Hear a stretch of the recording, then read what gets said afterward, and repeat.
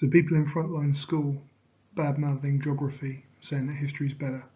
Just want to redirect them to the subliminal advertising in the intro.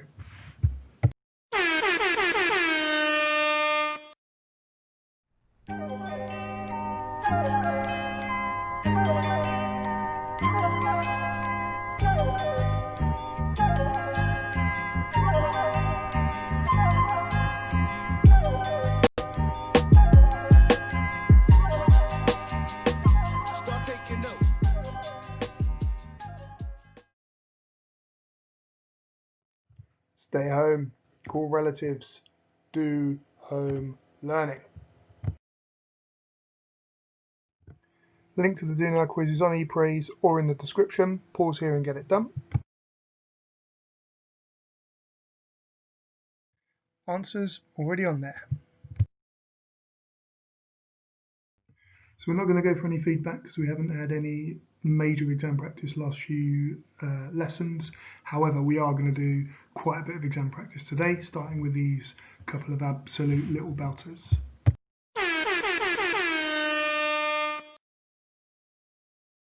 So this first one, study figure 11, newspaper cuttings about the causes of flooding. Then use figure 11 to explain where rivers flood. A 3-mark question. I would recommend you put in 2 reasons for rivers flooding taken from the figure. This needs to be based on the causes of flooding that we looked at a few lessons back, and it's asking you to explain. So you need to develop the point you make. You need to make sure you use key terms in order to fully answer this question. Pause here, give yourself 3 minutes to write out and attempt at an answer, and then on the next section we'll have a green pen model answer so you can read back through yours and compare it to what I've come up with and see if you think you'll get the full marks.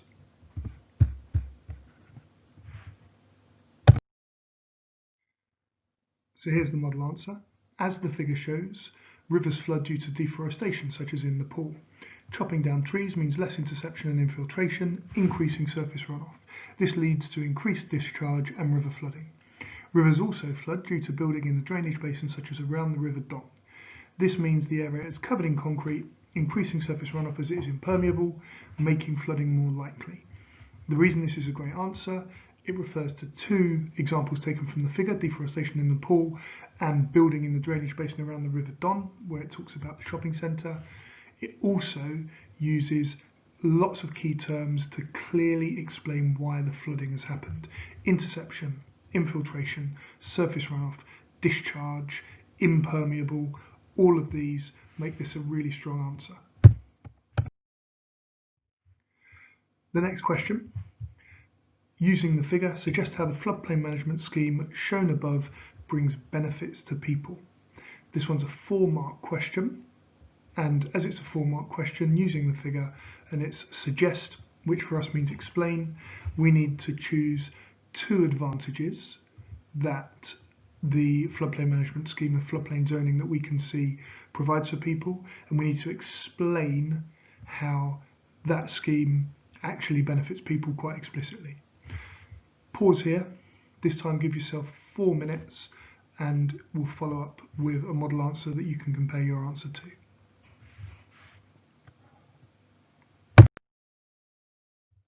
And here's our model answer. As the figure shows, floodplain zoning can benefit people in a number of ways. Factories are built away from areas that are likely to flood, meaning people's jobs are not at risk if a river floods.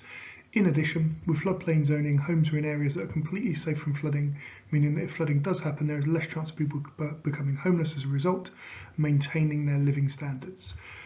This is a great answer because it's got 2 clear sections. The first one referring to factories as shown in the figure being away from areas that are likely to flood, and then it links back to the advantages, the benefits for people, their jobs are not at risk, and secondly refers to homes in the figure in areas that are completely safe from flooding, and then links that back to homelessness not being something that's likely to happen if there's a flood. So that makes that 2 well explained points, 4 marks out of 4.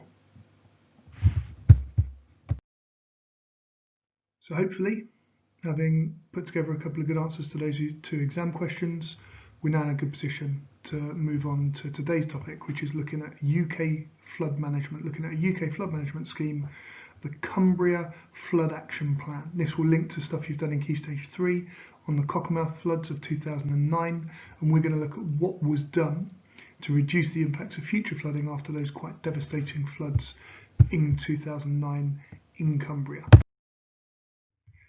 First, we're going to look at the specific impacts. There are going to be 2 videos showing the impacts of those floods back in 2009. Watch them. Feel free to scribble a few notes down. Those 2 videos, links are in the description, and they are specifically focused on looking at the impacts of those floods. We're now going to follow that up with a reading on the Cumbria Flood Action Plan. I'll put this reading as a PDF on ePraise, so that if you wanted to, you could read it from ePraise, and it will potentially be a bit easier, a better resolution to see on the screen. If you've got a printer, you could print it, and then you could have a paper copy that you can underline and highlight notes on. If you haven't got any of those options, you can just read it from the screen, and I'm going to read through it now with you. The River Derwent has been dredged more regularly to deepen the channel. There has been the removal of 70,000 tonnes of gravel and debris from local rivers in communities such as Kendal. In addition, 2,000 trees planted, such as willow trees, and hedges planted to hold back floodwater. There has been a large-scale project to maintain the existing flood walls and floodgate for the relief channels. This has helped to protect a further 119 properties from the risk. In total, the Derwent has over 49 kilometres of flood walls. In some areas, new flood walls have been built to raise the height of the channel's banks to reduce the likelihood of extra floods. To ensure that if the river floods, there is an improved evacuation from the 2009 flood, the town of Cockermouth has set up a flood action group with a website. If you sign up to this website, you receive text, email and social media alerts if there is a risk of flooding. Currently, only 62% of people have signed up for the free flood alert, which means they will get a relevant warning to protect their homes or evacuate. There has been issues from the management. Some people think it has been effective because people are now more prepared for future flooding. This has made them feel safer and increased their quality of life. The river has not flooded since the action plan has been put in place. Other rivers have flooded, but the River Derwent has not. Not only has this made people feel safer, but also insurance costs have started to go down. Local people have more disposable income, increasing their quality of life. Local businesses also feel happier and more secure that their businesses will not be disrupted by future flooding. This reduction in flooding has prevented the loss of income, so businesses have been able to keep people employed, ensuring taxes are paid, meaning more money for the government to pay for services like education and healthcare. Local farmers are also very happy as their fields are now protected from future flooding, reducing the amount of crops lost from flooding. However, many people have thought the action plan has not been effective because local residents have been disrupted by the building projects of dredging and building flood walls. This has created lots of dust and air and noise pollution, which has reduced quality of life. The Cumbrian Wildlife Trust is also against this action plan as regular dredging has destroyed ecosystems and has resulted in a reduction in salmon numbers, reducing the biodiversity in the area. Some local people who work in the tourist industry worry the offences will put tourists off the area, as it has made the area unattractive and unnatural. They are worried that if tourists stop visiting the area, they will be out of a job. Some local people are also angry that so much of taxpayers' money is being spent on the scheme, and they think the money should be spent on improving local hospitals and schools and not on stopping flooding. So, having watched the video and having gone through the reading, there are 4 questions there. What were the social, economic and environmental effects of the Cumbria floods? What hard and soft engineering strategies were used as part of the flood action plan? How was this plan effective? How was this plan ineffective? Pause here. Feel free to go back through the other 2 videos and go back through the reading to identify the key bits of information needed to answer these questions, and then get some answers down to these questions in your book. There will be some green pen model answer pages to those 4 questions coming up in the next part of the video.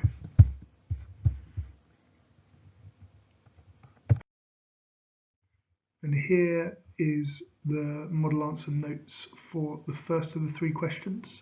Pause here and compare that to the level of detail that you have.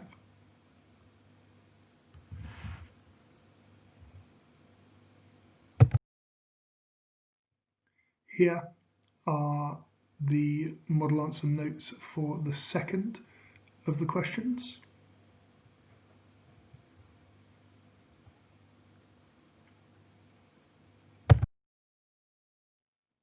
Here are the model answer notes for the third of the questions.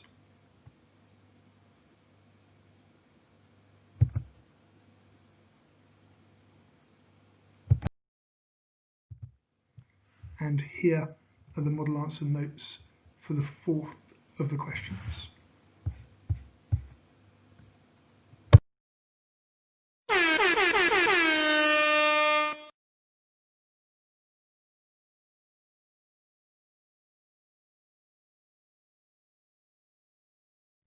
So having looked at the impacts, the responses and the effectiveness of the responses of the Cumbria Flood Action Plan to the 2009 Cockermouth floods, we're going to look at this 6-mark exam question to finish.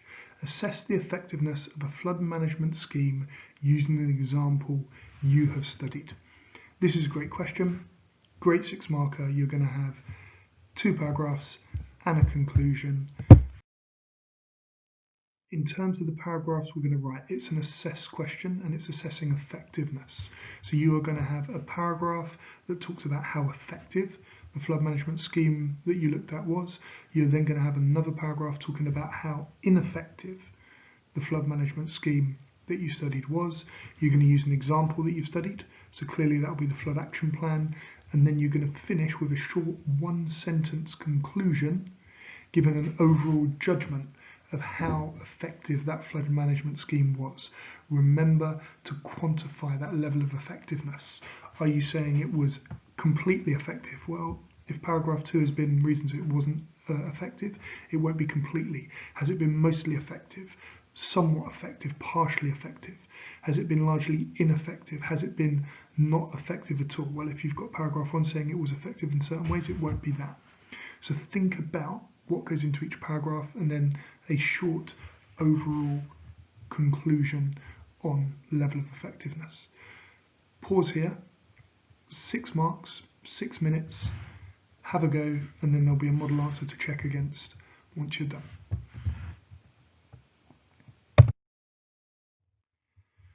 And here's that model answer.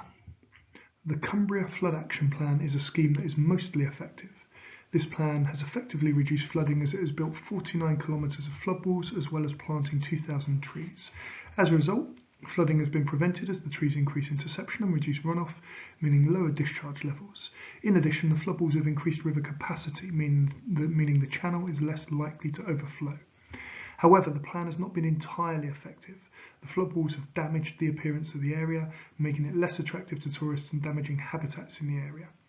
As a result, tourist numbers are likely to decrease, and due to this, local businesses dependent on tourism could close down, putting jobs at risk. Overall, the Cumbria Flood Action Plan has effectively reduced flood risk, but has had a negative impact on the local environment and economy. This is a good answer because it's got a paragraph on why the Cumbria Flood Action Plan was effective and a paragraph on why it was less effective.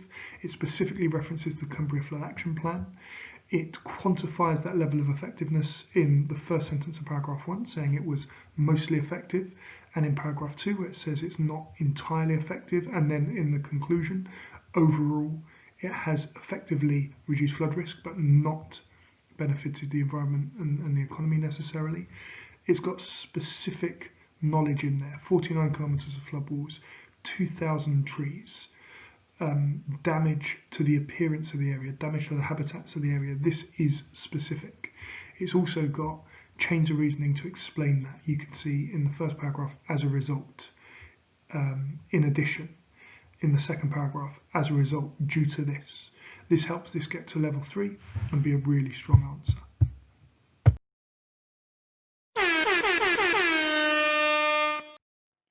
So, homework questions, knowledge organisers are as an attachment on ePraise. Get them done because this is really good consolidation for the work that you're doing in the online video lessons.